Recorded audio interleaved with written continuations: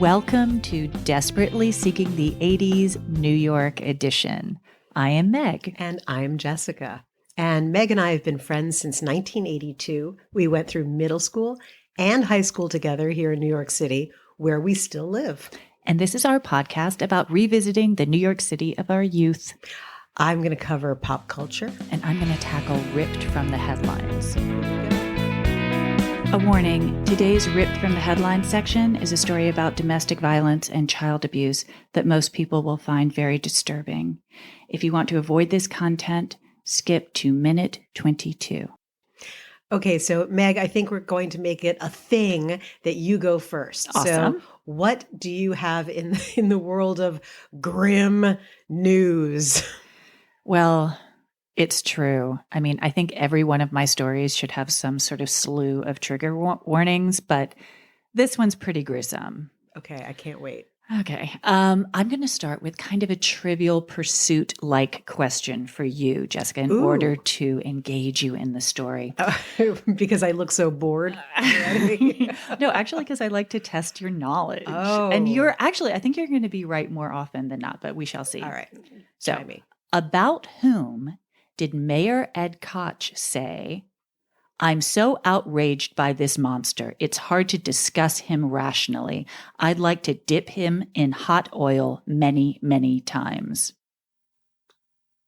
Well, considering that Mayor Ed Koch really never held back, that could have been about the guy who took out his garbage. So Fair enough. Let me think.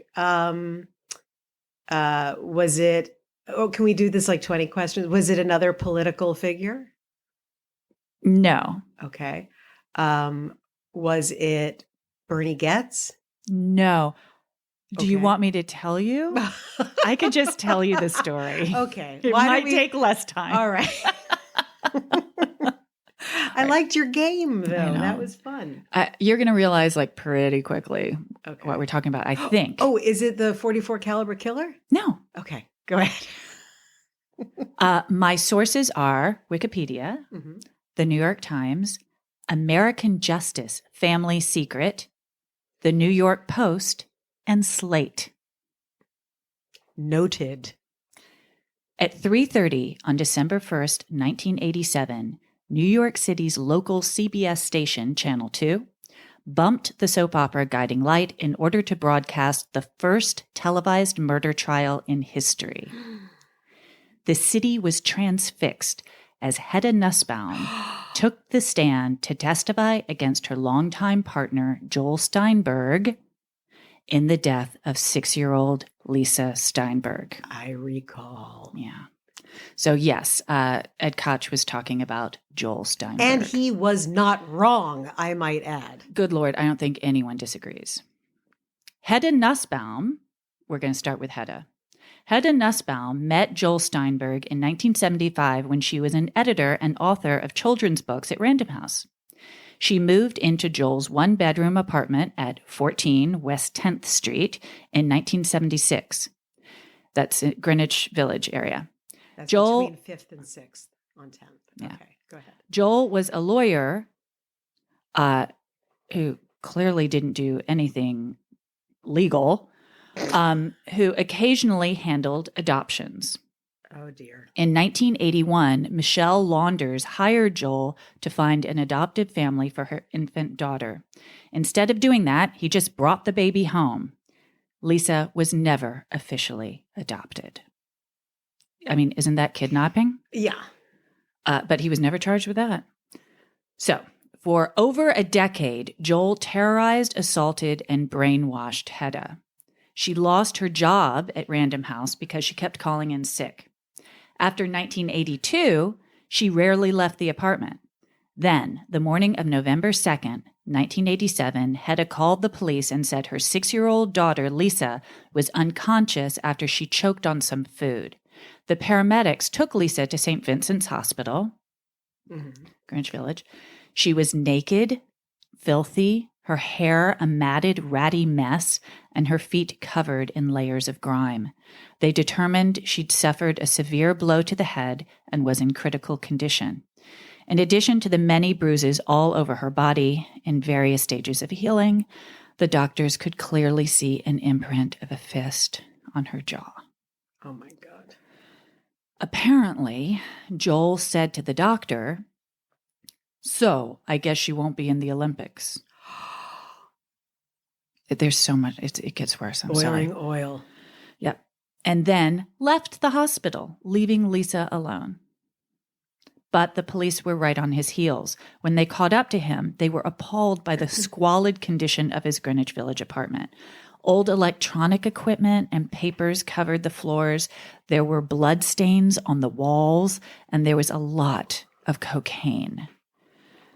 Out of the whole apartment, the fish tank was the cleanest thing, Oh, my God. Joseph Petrizzo, a city welfare worker, said. There was also a 16-month-old baby boy tied to a playpen in a dirty diaper who reeked of urine and was drinking from a bottle of spoiled milk. It's just awful. I'm so sorry. Yeah. This is when I wish that we had our video set up.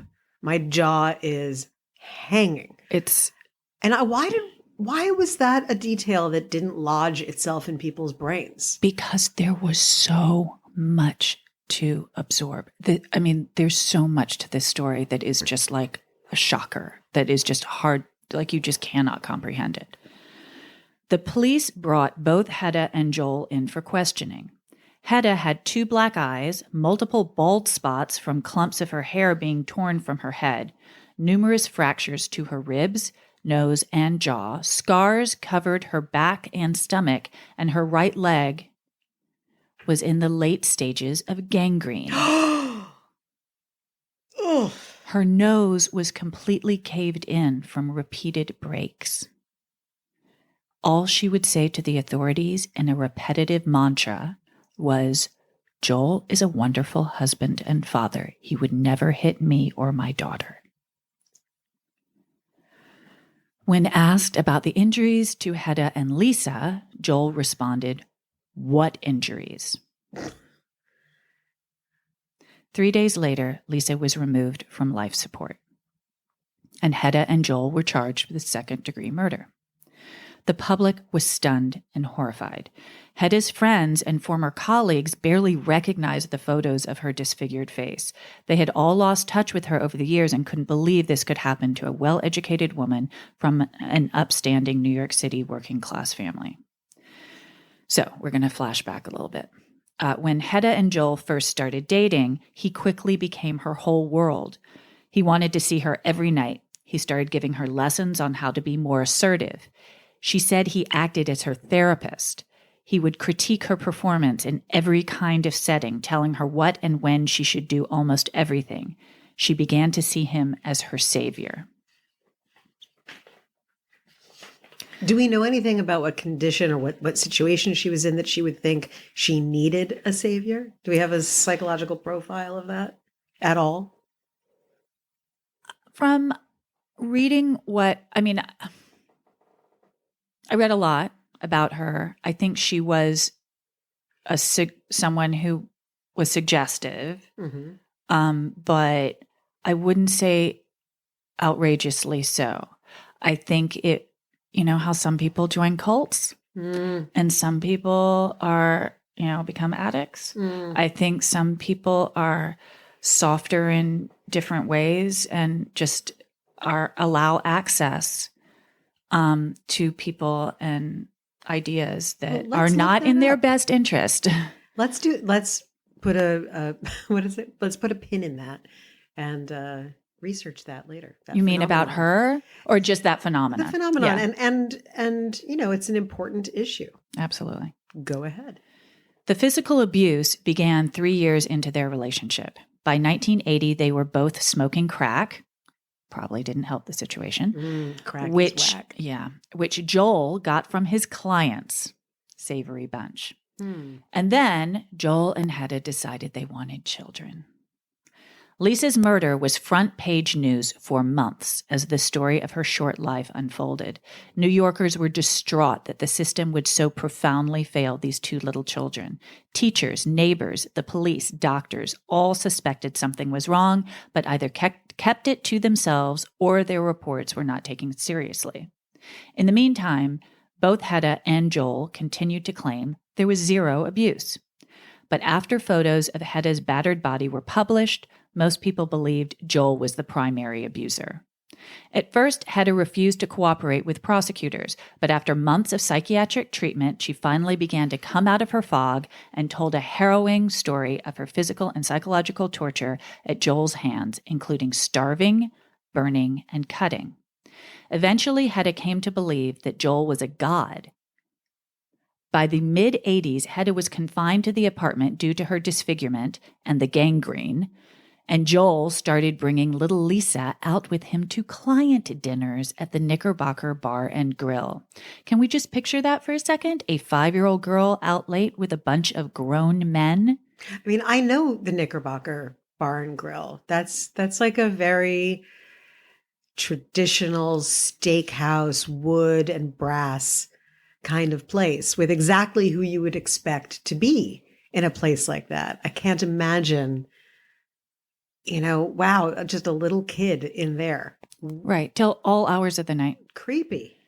In fact, he took her to most of his business meetings.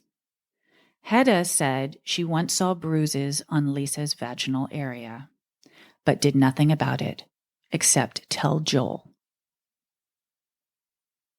By the way, he was never accused or prosecuted officially for anything sexual, but the implications are there. Well, that he was bringing her for other people. Oh, yes. God, for God's sakes. Okay. In the last year of her life, Lisa was showing up at school in dirty clothes, PS 41, by the way, in dirty clothes with bruises on her face and arms. At the school Halloween party 3 days before her final beating, she was the only child without a costume. Oh. At Joel's televised trial, Hedda testified that on the evening of November 2nd, Lisa went into the bedroom to ask Joel if he was going to take her with him to dinner. 15 minutes later, Joel came out of the bedroom carrying Lisa's unconscious body and said to Lisa, said to Hedda, "Look what you've done." And then he went out to dinner. Medical evidence showed that Lisa was struck twice in the face and once in the back of the head with a rubber mallet. Hedda knew Lisa was in bad condition, but did not call the police because she believed Joel alone could cure her. When Joel returned from dinner, they smoked crack. Lisa never regained consciousness. She stopped breathing at 6:30 a.m. and Hedda called 911. The prosecution at the trial argued that Joel was primarily responsible for Lisa's death because Hedda was mentally and physically disabled. The defense, brace yourself, argued that Hedda probably did it, that Hedda was a member of a sadomasochistic cult, and that she was jealous of Lisa because Lisa had replaced Hedda in Joel's affections. I wish I had something to add. I mean, just to say that it's so many disgusting people in this speechless, story. yes. Joel is not the only disgusting person. The jury believed Joel was the person who struck the blows, but they were equally as horrified that Hedda did not call for help. They found him guilty of the lesser charge of first-degree manslaughter. They believed Joel only intended to shut Lisa up, not to kill her. And if Hedda had called 911, Lisa would have lived. At his sentencing, Joel pleaded with the judge that, quote, "Lisa was a happy, joyful, beautiful child. People don't get that way without constant love. Lisa had that care from me." Shiver. The DA called him a self-centered, insensitive, remorseless killer. He was given 8 to 25 years. He served 15.5 years. And today, Joel Steinberg is 76 years old and lives alone in Harlem. He was recently interviewed by The Post. I'm quoting him right now. "You have to remember I'm a pariah, so it's not that easy for me. If you put a picture of me in the paper, I can't take a subway for 2 weeks because some fat person will decide to say, I know you and you're a piece of shit. And then he punches me in the fucking nose. And about Lisa's death, he says, what did she die of? She died of pulling the plug.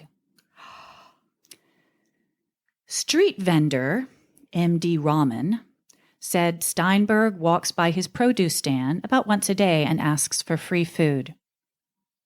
I hear he was a lawyer and he did something bad, says Rahman.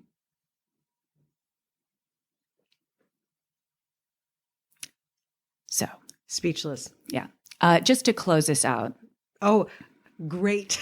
I'm so right sorry. ahead. I'm so sorry. I told you it was rough. I told you it was a rough one. We might have to rethink exactly which headlines you're going to Okay, I apologize. But this is a bit of a postscript on battered women syndrome. Okay. Because why did everyone hate Hedda so much? Steinberg was a much despised villain, but Hedda was arguably reviled more. It was one thing for a madman to harm a child. Violence by men is to be expected, but for a mother to stand by while it happened, that is something else. People magazine at the time said, how could any mother, no matter how battered, fail to help her dying child? So it's just a different standard. The question really shouldn't be, why didn't Hedda leave Joel? The question should be, why did Joel batter her, and why did the system let it go on? And I have one quote to close us out, from Bessel van der Kolk, who writes in The Body Keeps the Score about domestic abuse and trauma. When people submit to overwhelming power, as is true for most abused children and women trapped in domestic violence, and incarcerated men and women, they often survive with resigned compliance. Trauma makes people feel like somebody else or like nobody. So they're just out of their bodies. Do you have any postscript about Hedda? She's done a number of interviews and she wrote a book. She's come out of her fog for sure now and is talking a lot about her experience and feels horrible. And she was never incarcerated? No, she was never incarcerated. All right.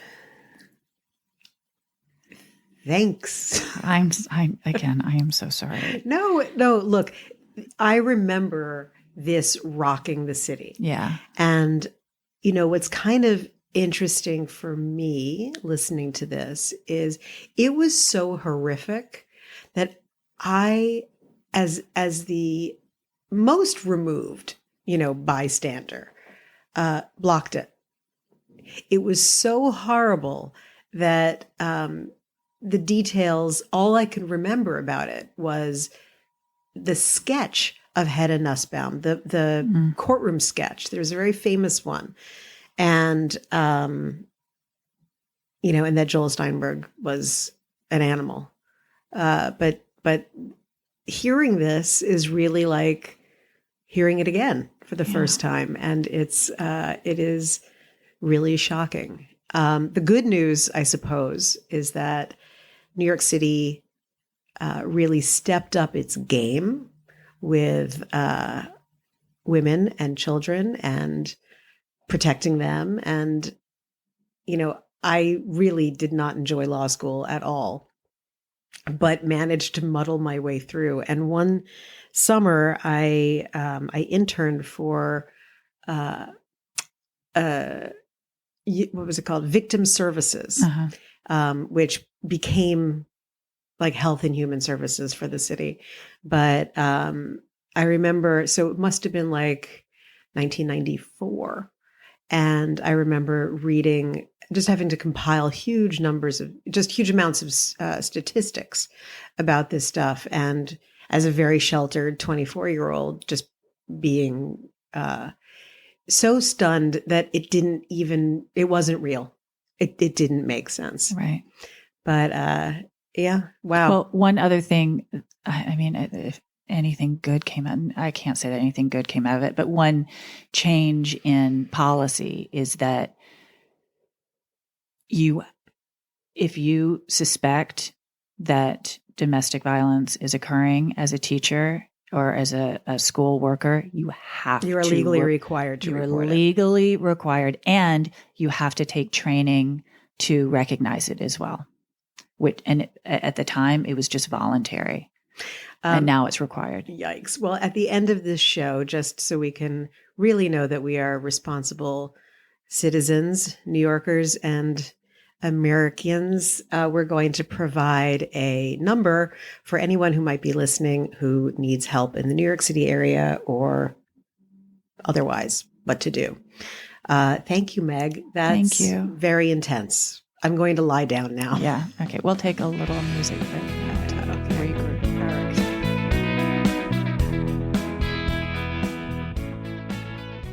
So, Jessica, I'm not talking to you. I'm so sorry. That's it. Well, It's been a good 36 years. Goodbye and good luck. Well, that was very, very intense and very revealing, and made me think of a quote that I was going to use for my thing, but it's also, of course, applicable not only to what you just shared, but to our entire podcast. Okay. In his famed book, The Go-Between, published in 1953, L.P. Hartley wrote the very famous line, "The past is a foreign country. They do things differently there." So much of what we're doing with this podcast is about looking at our own memories and our past and reconciling ourselves with who we were then, what we did, or what our lives were. So to that end, yes, great job. I'm going to take a much lighter approach. Awesome. Unsurprisingly. And the foreign country that I'm going to talk about is the bar and party scene in New York City for underage kids in the 80s. Oh, Jessica. And because what I'm trying to do is pick things that I had direct experience with, I have chosen to talk about a particular establishment and a story that I think is extremely revealing about New York City in the 80s. But before I talk about that, let me explain a little bit about a particular neighborhood in New York City on the Upper East Side. Now, when people think of the Upper East Side, they think of Fifth Avenue, 18-room apartments looking over the park. They think of, Park Avenue with maids' rooms and dumbwaiters, all kinds of, great, beautiful, opulent stuff. That's not the whole story. The Upper East Side has many different neighborhoods within it, and some are really, really fancy, and some are much more humble. And one of the more humble neighborhoods is called Yorkville. Yep. And Yorkville goes from 72nd Street up to 86th Street, and from 3rd Avenue all the way to the East River. And there are a lot of really famous and interesting writers and artists and all kinds of people who came out of that neighborhood, the Marx Brothers among them. And I think that Yorkville started to really be settled out of farmland in the 1870s. And as it filled up, the population was very heavily German and Irish. So even today, when we were growing up on 86th Street, all of 86th Street and running from 86th to 84th down, 3rd Avenue, 2nd Avenue, 1st Avenue, there were German restaurants. Oh, yeah, still. Well, only the one. Oh. German supermarkets, German dry goods, like you name it. And there were also all kinds of Irish outposts, most of them bars. Still are. And there's also a very vibrant Hungarian population there, very well known around the 82nd Street and 3rd Avenue, 2nd Avenue area for the most incredible food and groceries and all kinds of stuff. I think one of them was called paprikash. again, unsurprisingly. So that was Yorkville, and it took until 1967 for the epicenter of New York underage drinking to really find its feet. And it was an Irish bar establishment on the corner of 84th Street and 2nd Avenue called Dorrian's Red Hand, known to us as simply Dorrian's. And at the time, carding, asking for an ID, it was supposed to be done, but most places didn't do it. If you looked like you were a really young person in the single digits, that was a problem getting in. But if you were a teenager and you could sort of pull yourself together to look a little bit more sophisticated, you could go any place. Especially if you were a girl. Absolutely. And so there were all of these bars that were not Irish bars, but like Maxwell's Plum and Cafe Bianco, places like that down 2nd Avenue.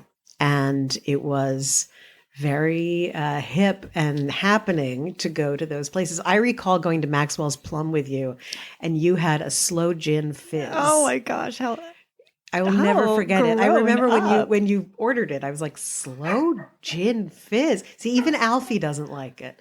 Actually, that's my dog, Alfie. I haven't had a slow gin fizz since I was probably 18 years old. Well, there you go. I was the witness of one of the last ones. I loved Maxwell's Plum. I'm just loving how agitated Alfie is by the slow gin. He wants one too. I know. Come here, buddy. So we're going to put him in my lap so he doesn't have another nervous breakdown. So all of those bars existed, but Dorrian's was special. Dorrian's was special because all of the other bars were filled with people in their 20s and 30s trying to hook up. And for us, it was more like going to the zoo than actually blending in and having a scene. For some reason, Dorrian's became the place for kids to go. And of course, there were older people, but looking back on it, they were not really older because they were Columbia students. Right. They were prowling the around. oldest people there were college. Right. And so that place was known, very, very well known for being it was our Cheers. Right. Like everyone going in. Yeah. And it looked like exactly what it was. It had expanded since its inception from being just a bar to being a restaurant, loosely. Burgers, fries, that sort of thing. Jukebox, red and white check tablecloths. A 17-year-old throwing up in the corner. Lots of girls holding each other's hair in the bathrooms. Oh, true. But that's what it was. Now, I said earlier, if you could get yourself pulled together, you could get in. Well, I could not pull myself together. And here's my take on Dorrian's. So when I was 16, a good friend of ours, we're going to call her Georgina. Okay. Georgina was the most glamorous thing on the planet. Okay, She looked like she got was it. in her 20s. She was beautiful. So beautiful. Oh my God. Tall and thin with her legs up to her neck. She was so gorgeous. And we were a ridiculous duo because I was 5 feet tall. I think she was like 5'10". I was 5 feet tall. Oh gosh, I think I weighed like 90 pounds, soaking wet. I had a little short boy's haircut, and I did great in our high school with, popularity and stuff like that because I had a big wise ass demeanor and a mouth on me. When you leave the confines of the all-girls school, that doesn't fly. That's not quite as cool. Your cool quotient goes from a good, like up to 85%, even 87, down to about a 12. So I would hang out with our friend Georgina, and she said to me, you've got to come with me to Dorrian's. And I said, there's no way I'm going to get in because people think I'm 11, like genuinely think I'm 11. And she was like, no, no, no, no, no, it'll be fine. Now, not only was I concerned about being carded and being embarrassed, but Dorrian's was so well known for being the place where kids go to drink that for the whole city was okay as far as most of our parents went. The only place we were told not to go was Dorrian's. For good reason. Indeed. But, at the time I was like, I could go to Odeon and hang out and get a steak and a martini with celebrities, but this is bad? Well, here's what taught me about what that place was really about. And I use this as an illustration of many bars in the city and just the fly under the radar nature of kids getting into mischief. Now, if you grow up in the suburbs, you have house parties. Like you have places to go and people's houses or. So I hear. Yeah. Yes, this is what I've come to understand. So we had our bars. Anyway, Georgina convinced me to go with her. And I don't know how she did, but the way there was a bouncer, remember? Which one? Are we going to name him? Well, Carrie Cheeseborough, the very famous bouncer, was from later, a little bit later. Yeah, I was thinking of Pepper. Oh, no. So Carrie, bizarrely, was a collegiate boy. Yeah, we should get him on this podcast. We should get him on this podcast. I bet he has some good stories. Oh my God, can you imagine? But anyway, so we we're dressed up in our, best outfits, ? So, she's in some kind of tight jeans and, like lang lang earrings and, some Tiffany necklace. And also she was dating like grown men at the time. Yeah, like 30-year-olds. Yeah. She was in a different league, a different world altogether. I probably was wearing an Izod and, like loafers. So in we go. It's crowded, it's sweaty, it's pukey. And she says to me, the only way you're going to be able to come in here with any regularity is if I introduce you to Jack. And I said, huh? Oh. Now Jack is Jack Dorrian, the owner, the founder of the bar. Oh my God. Now, I've never heard this story, Jessica. You've never heard this story? No. Oh, great.